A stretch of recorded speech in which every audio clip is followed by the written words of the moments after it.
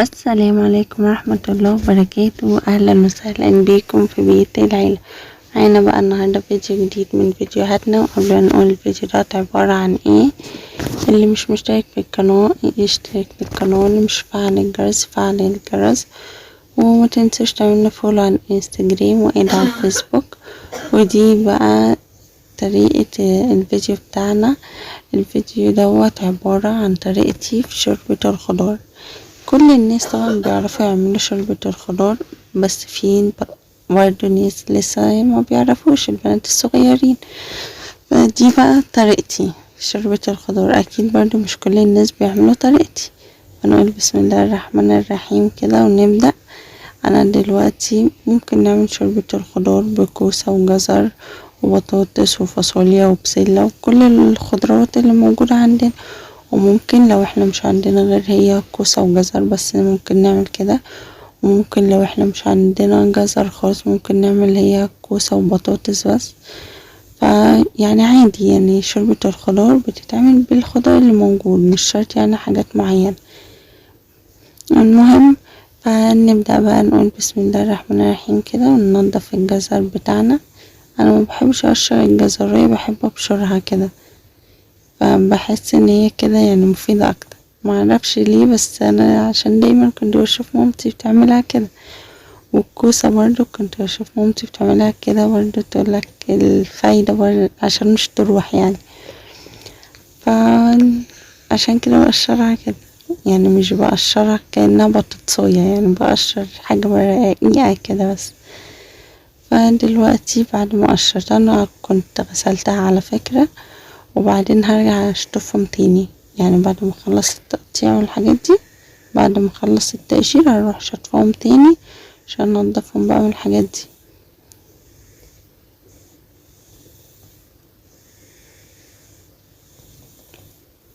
فكان في حاجات كانت لسه متقشرتش اهي، بعيد عليها، كانت لسه مش نتفت قوي يعني.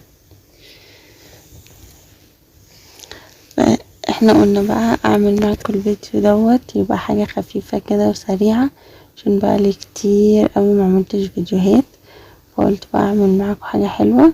هغسلهم وارجع تاني. دلوقتي كده بعد ما غسلتهم وقطعتها كده زي ما انتوا شايفين، فمعرفتش طبعا اقطع وانا معاكم عشان العيال كانوا مجننيني. قطعتها حتت صغيرة كده، يعني مش صغيرة اوي ولا كبيرة اوي، يعني عشان يدوبك هي تدخل في بق العيل وخلاص. اصلا العيال الفترة دي تعبانين اوي ومجننيني والله معاهم. قلنا نخرجهم بقى، ولما خرجناهم ورسمنا لهم الاشكال دي على شكلهم سلميس اتبسكوا. الفلتر ده عليها ايه؟ عنب. يلا بقى نبدأ ونقول بسم الله الرحمن الرحيم. جهزت الحلة بتاعتي، حطيتها على النار، ودوت سمنة بلدي. اخر حبة كانوا في البرطمان، سبتها كده تقدح. وهحط بقى بسم الله الرحمن الرحيم، اروح حاطه بقى الحاجات الخضار اللي عندي. ده كنت انا قطعت البصلايه والكوسه والجزر، البطاطسايه ولا ايه. فانا بديهم كده تشويحه عشان يعني تبقى فيهم برضو ريحه السمنه البلدي، اللي هو مش الناس اسلقها على طول يعني. دي بقى التركية بتاعتي اللي مش كل الناس برضو بيعملوها. في ناس ما بيردوش يعملوا كده عشان مش تبقى سمينة يعني، فانا بحب اعمل كده عشان تدي نكهة حلوة للاكل.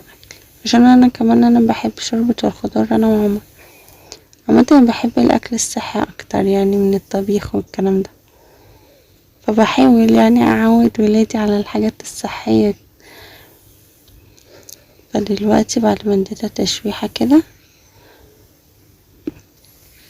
سبتها شوية من غير تقليب، واحط بقى عليها السم.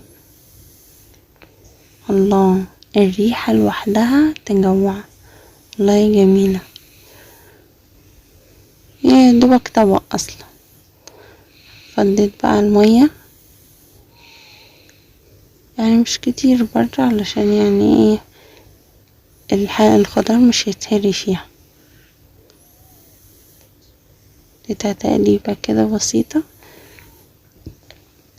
جبت التوابل بتاعتي، مرقة دجاج وملح بكمون فلفل اسمر.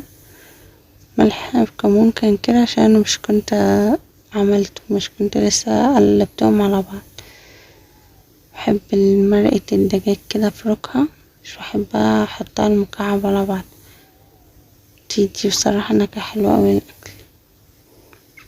الفلفل الاسمر حلو برضه عشان القلب والكلى والكلام